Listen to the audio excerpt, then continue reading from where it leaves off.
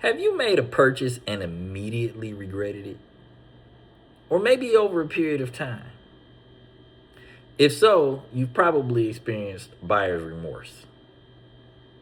According to AI, buyer's remorse generally happens on large ticket items, such as purchasing a house or purchasing a car.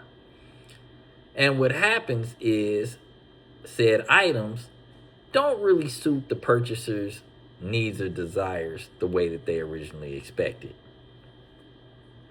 Also, it could have been a financial situation, whereas maybe the price was not as low as the purchaser expected. And they went on and purchased it anyway, and now it's taking a financial toll. Buyer's remorse also doesn't necessarily have to be just big ticket items. It could be the small and mundane. Something as simple as that plate of food at the restaurant where you wish you just purchased the other plate. But let's be honest, 9 times out of 10, it is those big ticket items. Those are the ones that really stand out, and those are the ones that generally torment us the longest. And as bad as the potential of purchasing the wrong house or purchasing the wrong vehicle may be, this next purchase far trumps what any bad house or bad car purchase can do in terms of buyer's remorse.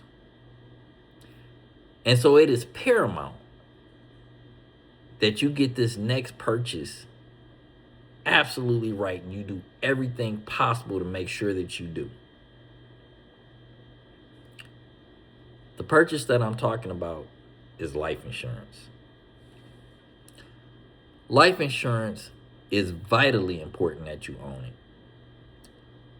And how you choose which life insurance to have could greatly affect, positively or negatively, not only you in your lifetime, but your loved ones and your future generations as well. Now, life insurance is extremely important to me, and I am extremely passionate about it as well.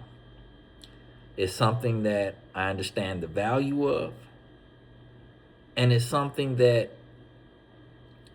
is a big component of my business. So I feel like I'm extremely qualified to be able to share this information with you and to make sure that I can help you all avoid the pitfalls of buyer's remorse, at least when it comes to life insurance. So, before we get started, please make sure, as always, click the subscribe button. Give us a thumbs up if you're enjoying our content, because that really does help the algorithm and make sure that other people can be guided to our channel and our videos as well. Okay? Also, one more thing I want to address: the people that always think that, hey, I don't need life insurance because I'm covered through my company. Well, listen, with corporate life insurance, 9.9 times out of 10, you're only covered as long as you work for them. As soon as you leave, your coverage is gone with the life insurance. Okay? So, there are quite a few types of life insurance and variations that are out there. I'm not going to touch on all of them today. I'm only going to briefly discuss a few of the most popular ones. And even then, as I discuss the pros and cons, I'm not going to dig too deep into it. I am going to give you a list of the pros and cons. And I promise you, I will make other videos in the future. And I want you all to listen to those as well. So just stay tuned and keep following us and keep listening in. And I'll keep providing good information for you, okay?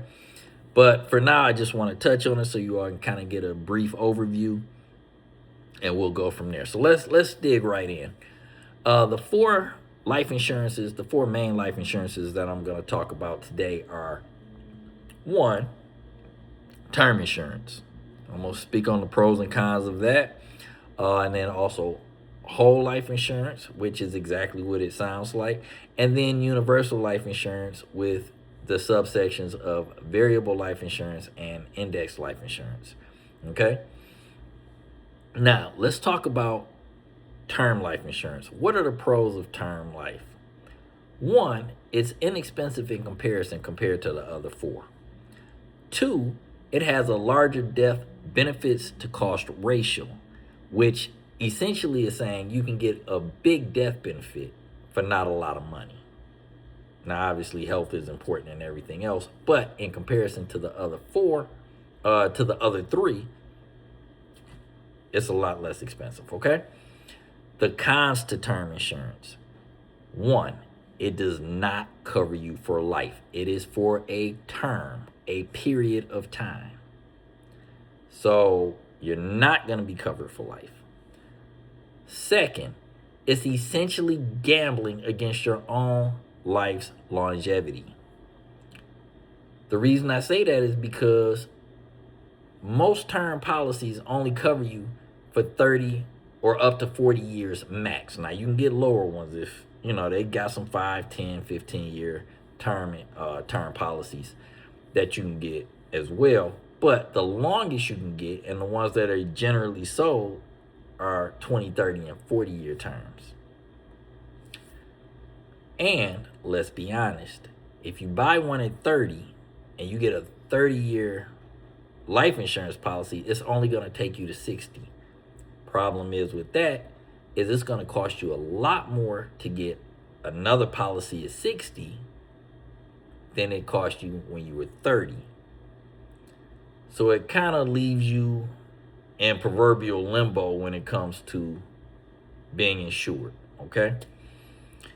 The third big issue, and it's a glaring fact when it comes to term insurance, is that over 98% of all term life insurance policies never get paid out. Reason being is because either people cancel them or they outlive them. It's a very real thing.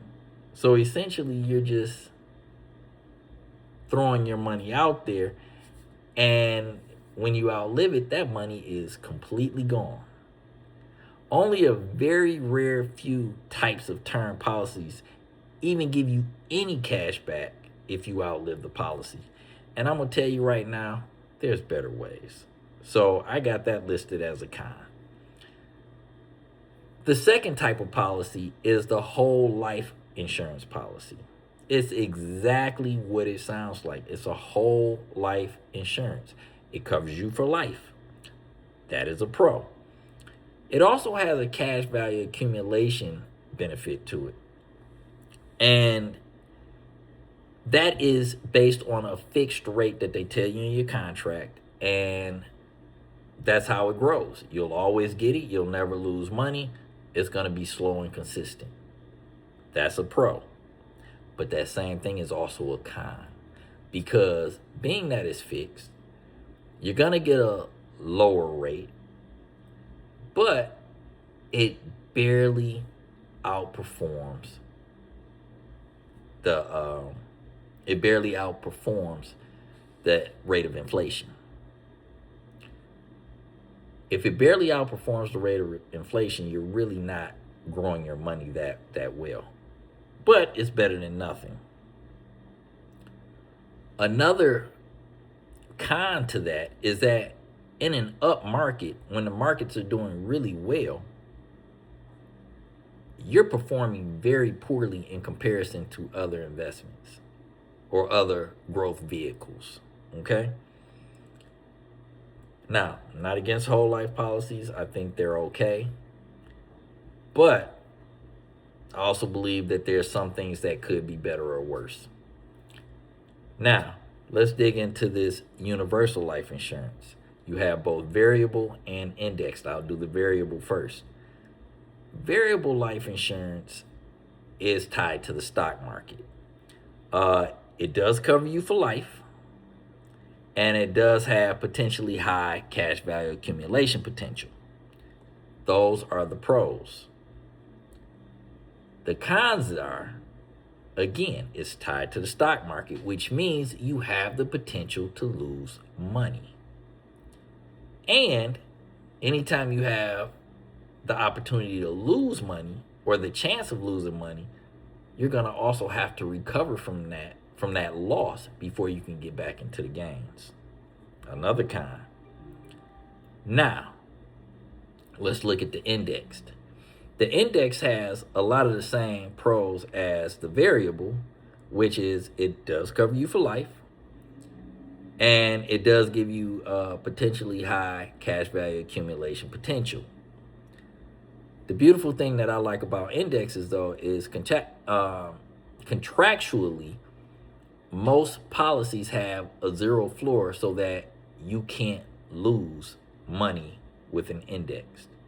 Okay, some of them even have a positive floor. It's very, very competitive out there now between companies. So index is really good for the pros. You also have the potential to overfund both the variable and index for greater growth. So that's also a good thing as well. The con to indexes are that some companies still have caps on the amount of growth they have. It kind of offsets the fact that they have a positive floor and you can't lose money, but in really great markets, you can only get so much. Now, I will tell you, I'll let you in on a little secret. There are a couple companies out there that still give you a positive floor and they're uncapped, which means you could potentially make some really, really big money and get some really high compound rates of return. So ask me about that later. Now, without getting too much into that, I do want to let you know that there are some definite do's and don'ts when it comes to purchasing life insurance. And I am going to insist that you do not purchase any life insurance until you do these things. One, don't purchase life insurance before you speak to a licensed financial professional. Make sure that that financial professional is also life licensed, because you cannot legally sell life insurance without a life license. And then also, make sure before they sell you anything that you get financially educated first. And if they can't do that, don't buy anything from them. The second thing, make sure that you can speak to them face to face. Make sure that you can see their eyes. Make sure that you can feel the human side of the connection, okay? You want to be able to relate to them. Make sure that you get that trust factor involved. Zoom is okay if necessary. I always prefer face to face and in person, but Zoom is also good. But never buy life insurance from anybody that you can't see and that you can't get a hold of. You can't put your hands on them. Make sure that you have an agent that you can reach out and touch if necessary, and also be able to get in touch with. It's vitally important, especially for something that's as vitally important as life insurance. It's a big, big purchase. Very important. Like I said, it can affect you for generations to come. Do it the right way. And then, last but not least, but also very, very important, make sure that you fully understand what type of policy you're getting and why. Why is that policy best for you? You need to understand that. Don't buy something because some agent told you it's one size fits all. Oh, this is good for everybody. No, it's not. And I tend to question how professional they were as a financial professional if they try and give you a one size fits all. Let them look at your situation. Let them educate you and explain to you thoroughly why it's best for you. And then let's make an informed decision together. And that's how you purchase life insurance. Now, with that being said, I'm going to give you a couple key points here Couple things to take with you, because these are things that you really need to understand when it comes to making your decision. Remember that at this very moment in life, this is the most time that we'll ever have again. Okay? With that being said, did you all know that you all can actually get life insurance with cash value accumulation potential for children? Now, thinking about what I just said, if you properly set it up for a child, you can have your child financially set for life for pennies in comparison to what it would cost you or an older person. The second thing I want you all to remember is the wealth formula. Money compounded over time equals wealth. Who has more time, essentially speaking, than a child?